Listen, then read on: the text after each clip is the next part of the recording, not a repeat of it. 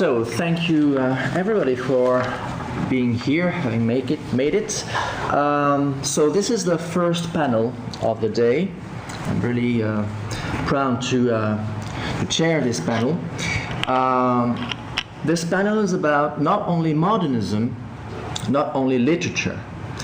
And I have the pleasure to have here Miss Shawna McDermott. Shawna McDermott is a PhD candidate in the English department at the University of Pittsburgh, and she's currently working on a dissertation that explores visual portrayals of race and childhood in children's periodicals published between 1873 and 1932. Mm-hmm. So I suggest we leave the floor to you. Oh, that's great. Okay. I'm starting out with the same information, so forgive me. My name is Shawna McDermott. I am a PhD candidate at the University of Pittsburgh, where I'm finishing up my dissertation. I've actually extended the years a little bit from 1873 to 1839, so it's very exciting, 7 more years. My presentation today is called The Modern Child as Visual Native, Children's Magazines, 1873 to 1939, which is excerpted from the first and second chapters of my dissertation. So please believe me when I say that it all sort of spirals out from here, but I will begin. In discussing mainstream periodical culture of the modern period, scholars tend to turn to those hallmark big magazines that describe the field. So we have Scribner's, Harper's, and The Crisis, for example. What is frequently eluded in the study of magazines are their literal offspring, the children's magazines to which these magazines were parent. Published by the same presses, printed simultaneously, often delivered with their parent magazine, magazines like St. Nicholas, Harper's Young People, and the Brownies Book represent the fascinating and often overlooked coexistent children's reading that swept the American nation during the golden age of magazines.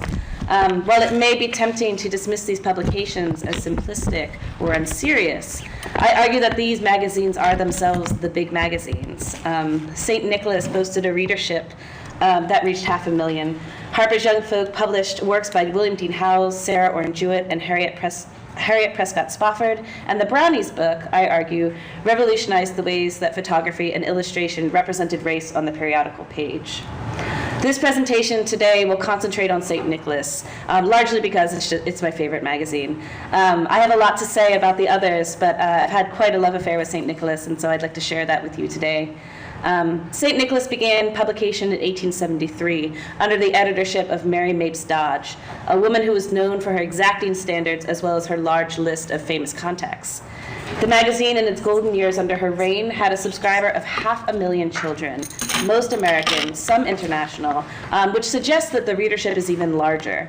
And it published the true blockbusters of its time, texts like Little Lord Fauntleroy, which was a really big deal in its moment, but which today is largely forgotten. It also published stories that have more ably stood the test of time, like A Little Princess and Rudyard Kipling's Just So Stories, which is the collection that would become the Jungle Book. After Dodge's death in 1905, the magazine persisted until 1943, although the quality notoriously diminished. I'm going to credit St. Nicholas with a lot of innovation in this presentation, largely because I think it is the best example of its time, but I want to emphasize that it's not alone, and that the other magazines, of course, played a part in what I'll be talking about here.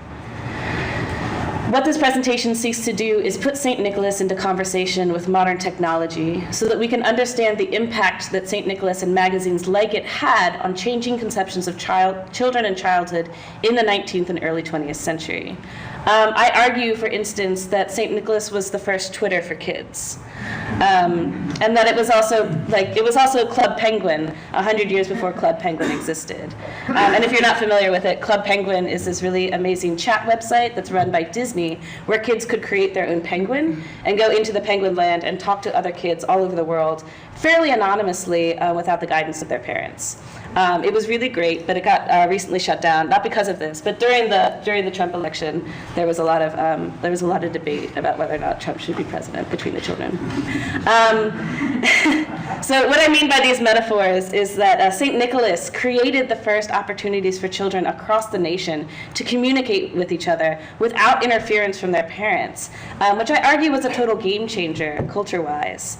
if we try to understand St. Nicholas as less a piece of literature and more as a piece of technology, then it allows us to see how magazines revolutionized the way that children interacted with the world, and indeed the way that children understood themselves, their neighbors, and their relationships to each other.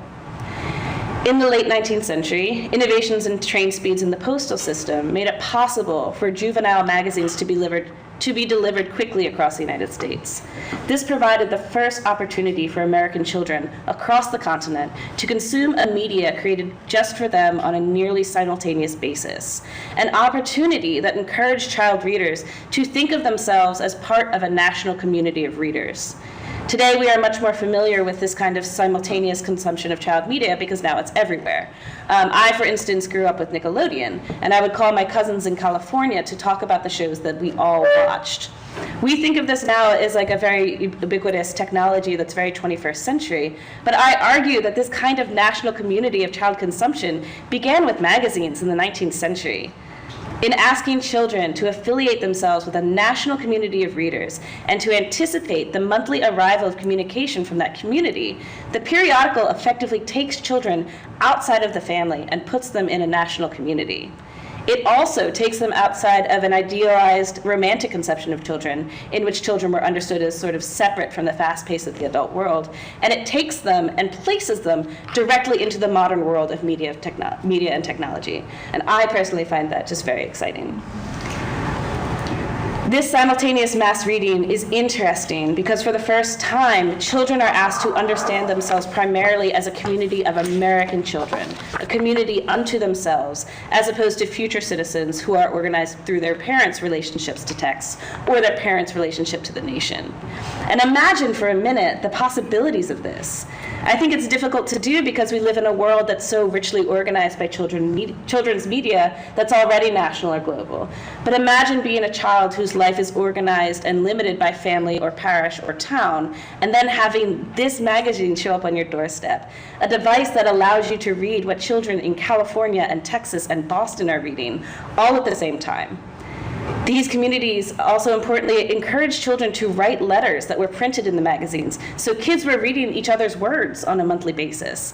They were also encouraged to contact each other and form networks of pen pals that could write to each other and communicate by themselves without the intervention of their parents or their parents' texts. This is new, and I'm arguing that this really is a big deal. So now we can begin to consider why it matters that this imagined community of children exists. Because on the surface, it's sort of just lovely, right? Like kids all across America writing letters to each other, what could be wrong with this? But I would argue that it's not quite that simple. I also want to emphasize that these magazines and the communities they engendered were incredibly powerful things. These kinds of formative texts and communities are important. What children read and participate in are important. And the fact that there suddenly existed a mutual set of formative texts that more than 500,000 children across the nation were reading together gives those texts a special weight. What is put into those texts, then, I argue, is incredibly powerful. An entire community's first foray into what that culture marks as valuable or ethical or what is even American. I argue that these magazines defined for child readers what it meant to be an American, which is powerful, and also, in the hands of white cultural elites at the turn of the century who produced these magazines, it's also potentially dangerous for groups of people who are ethnic, racial, or cultural minorities. I, at this point in the talk, want to move our focus away from the textual part of the magazines and focus instead on the visuals, because I think that that's where things get really interesting. As I'm sure many of you are aware, around 1873, there was a boom in printing technology that allowed printers to experiment with newer, faster ways to print images.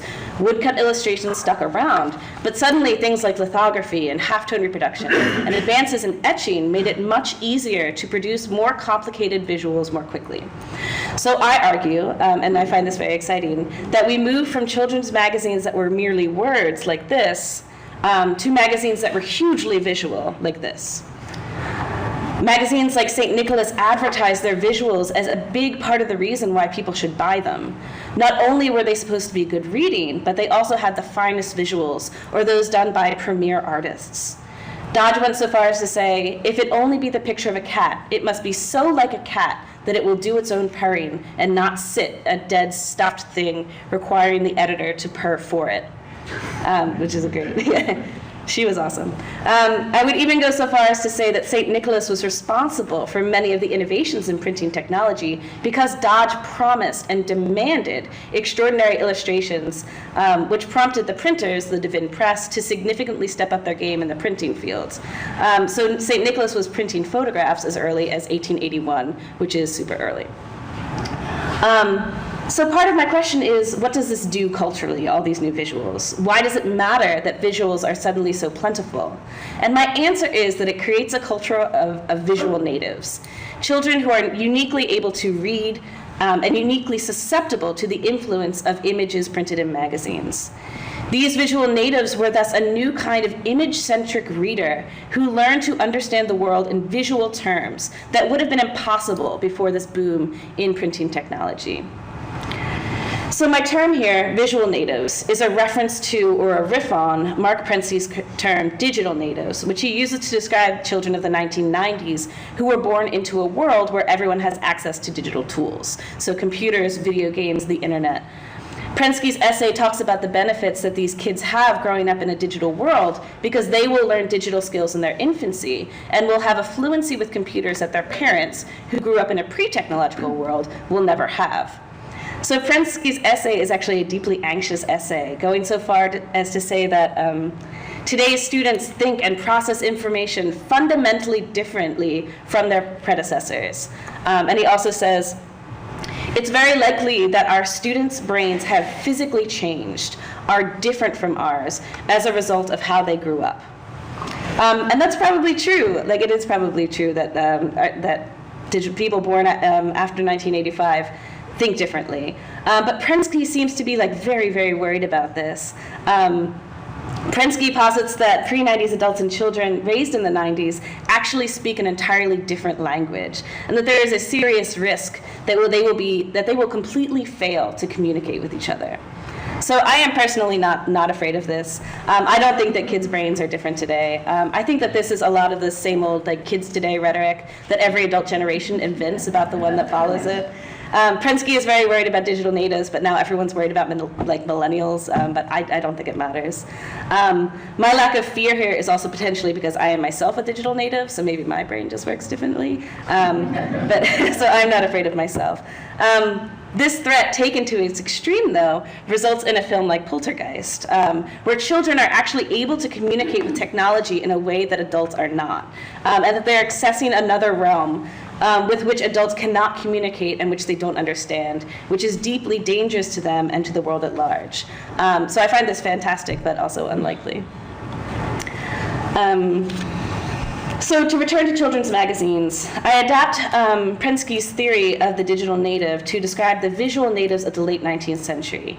Leaving all of his anxiety behind, I posit that the children of the 1990s, like the children of the 1990s who were born into a digital world that is entirely different from that of their parents, the children of the late 19th century were born into a visual world that is entirely different from that of their parents. They are born to a media that is visual in a way that their parents could never have expected or experienced. And like the digital natives, I argue, those visual natives are very, very good at reading and interpreting images in ways that perhaps their predecessors were not. That the boom in visual production may have actually changed the way children think and understand the world and the way that they think and understand their societies. So previous scholarship has understood children's illustrations as mere accompaniment to or illumination of early children's literature. However, I argue that the illustrations of and for children, especially in the late 19th century and beyond, are semiotic devices that children of this era were particularly disposed to read and understand.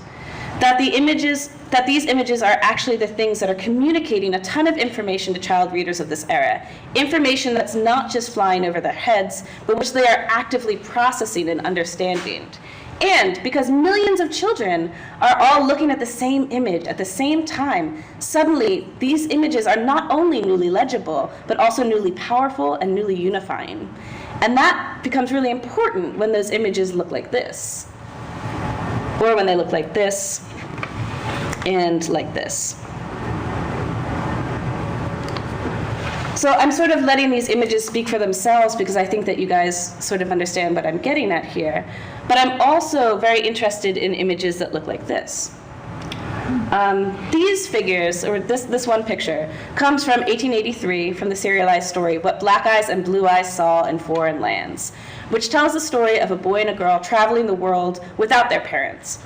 So Black Eyes and Blue Eyes managed somehow to travel to Japan, India, Italy, Switzerland, Africa, Normandy, Spain, England, Holland, Albania, and Algiers before returning home. But like what really cracks me up about this piece, and I really do love it, and it's really strange, is that it's a story about kids who are named after their eyes, so Black Eyes and Blue Eyes, who go around the world and they just look at things. That's all they do. When they're in these countries, they don't learn foreign customs or truly interact with persons that they meet. They simply marvel at them. They just stare. All they do is stare at the strangeness of foreign custom and derive pleasure from its ridiculousness in comparison to their own country. But what's even more fascinating is that what this story asks readers to do is stare at kids who travel around the world and stare at people. This, for me, is the epitome of a visual native. It's a story that teaches readers how to look by showing them a story about looking, and importantly, a story about how white children should look at non-American persons of color. This is a story about visual imperialism, about the white child's right to travel freely and consume foreign bodies with their gaze. But on the surface, it's also just a cute picture about kids going to Egypt. This image, which could be so easily dismissed as cute, is deceptively simple. The visual becomes more and more important as the 19th century turns into the 20th, and these visuals are full of information. I argue that they can be read semiotically, that we do not tend to recognize, and that we do not tend to recognize this because we ourselves are also visual natives. We, like those 19th century children, were born into a world that is filled to the brim with visual representations that are constantly giving us information about ourselves and the world in which we live. In the same way that we sometimes forget how complicated language is because we've been speaking it since our infancy, we've gotten so good at reading images that we stop noticing that we're doing it. But if we slow down and start to pay attention, we can look more closely at images like this and understand what sort of cultural work they're doing. In my dissertation, I expand on all of this to argue that the images printed in children's magazines in the late 19th and early 20th centuries essentialized racial difference and communicated messages about the superiority of racial whiteness to child readers in the American modern era. I go on to say that children's literature is an important way that racism was and is carried forward in American culture. Not so much the text itself, but in the images, which lay it out in black and white.